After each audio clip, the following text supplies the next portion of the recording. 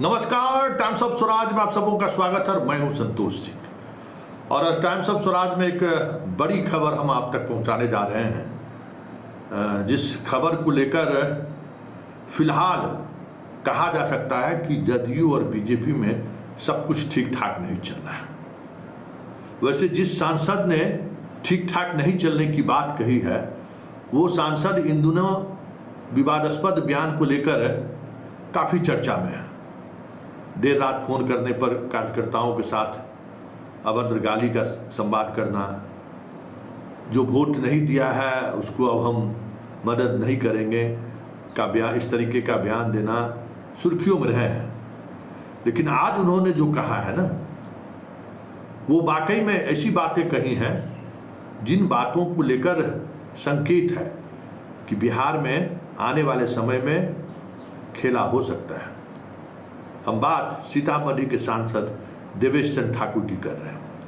याद होगा, देवेश चंद्र ठाकुर की उम्मीदवारी की घोषणा उस वक्त हुई थी जिस वक्त राजद जदयू एक साथ थे, मतलब महागठबंधन के जब साथ में थे तब देवेश चंद्र ठाकुर साथ में थे।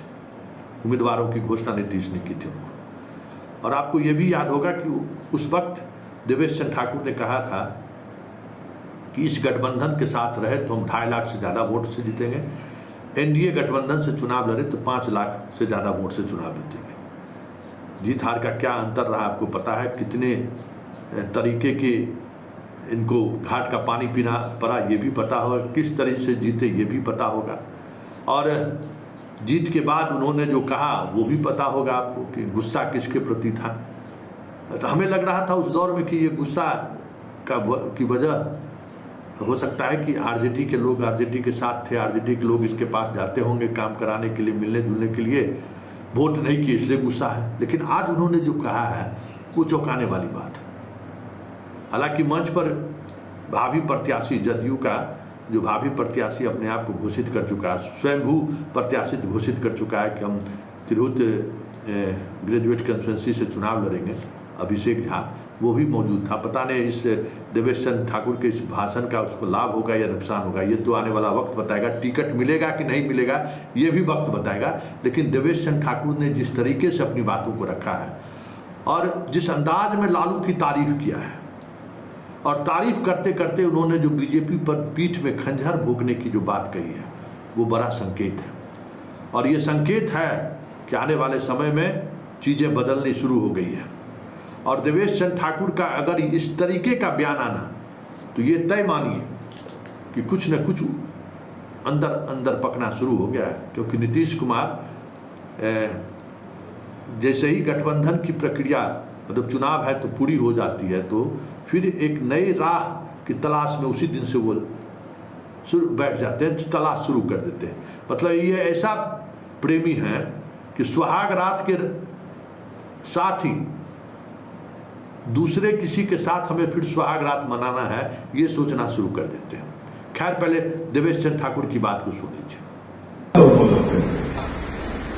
हमारे वो वोटर जो पढ़ा लिखा नहीं थे, उनका जो अंदाज है उसी तरह से कहे, हम कहे सर हम जानते हैं उसमें आपके वोटर्स कम हैं, लेकिन आप दूसरी तरह से प्रशासन को भी प्रभावित कर सकते हैं और करते रहते हैं।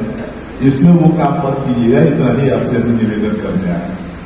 जा वो हम को कुछ मत करो, एकदम निश्चित। और आ गया मैं उसके बाद रखने आ गया। और सही बात है, उन्होंने अपने जुबान को कायम रखा।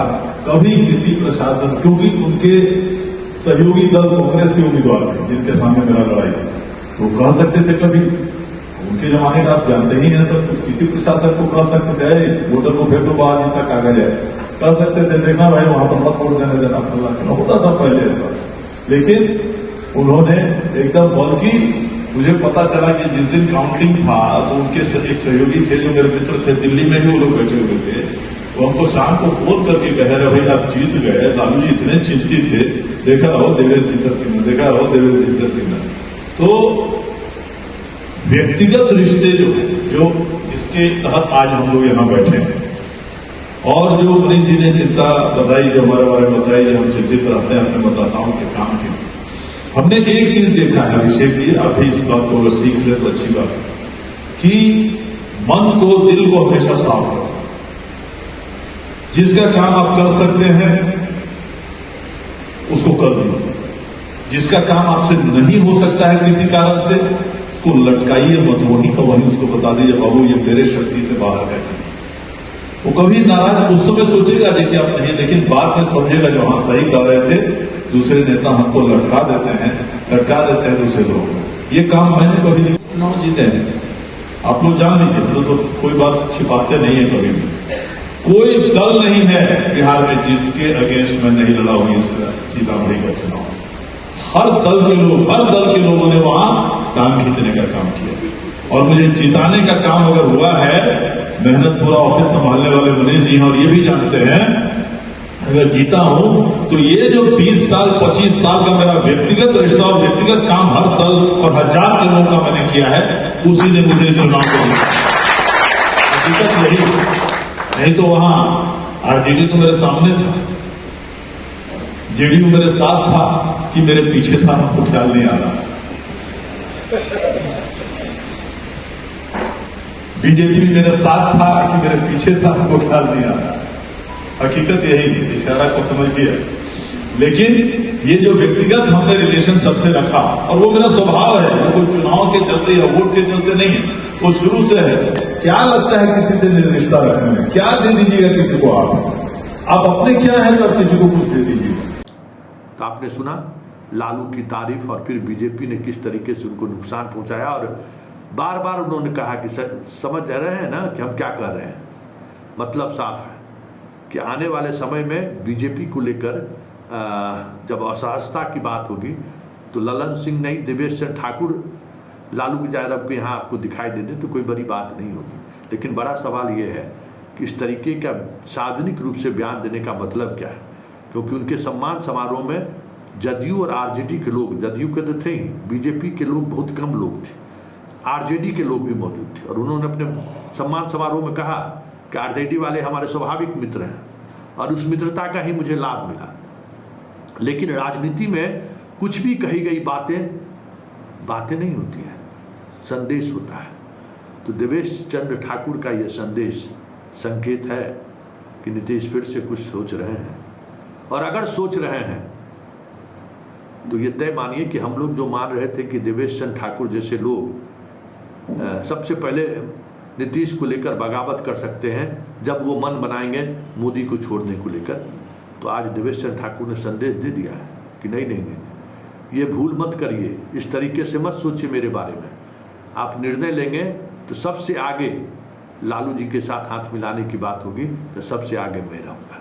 देखिए आगे होता है क्या, लेकिन इतना तय है कि इस तरीके की बयानबाजी संसद के 2024 के लोकसभा चुनाव के बाद पहली बार सार्वजनिक रूप से किसी जदयू नेताओं ने बोला है। जदयू नेता नहीं कहे, जदयू के सांसद जो बिहार विधान परिषद के सभापति भी रहे हैं, उन्होंने ये बातें कही हैं।